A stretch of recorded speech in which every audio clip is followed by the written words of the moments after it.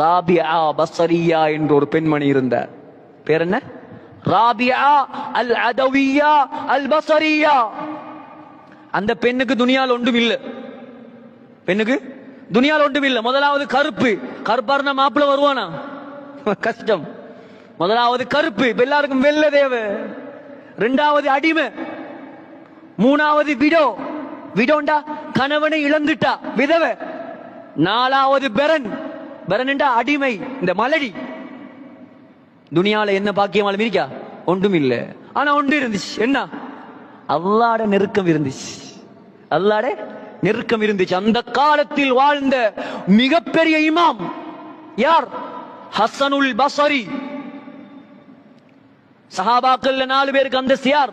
Abu Bakr, Umar, Usman, அலி ரலியல்லாஹு அன்ஹும்.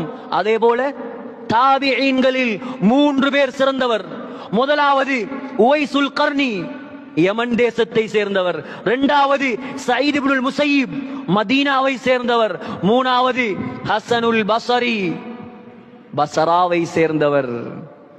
அந்த ஹசனுல் பஸ்ரி அழகான வாலிபர், ஒரு இமாம், மதுஹபின் இமாம், அரச குடும்பத்தை சேர்ந்தவர், இளம் பொடியன்.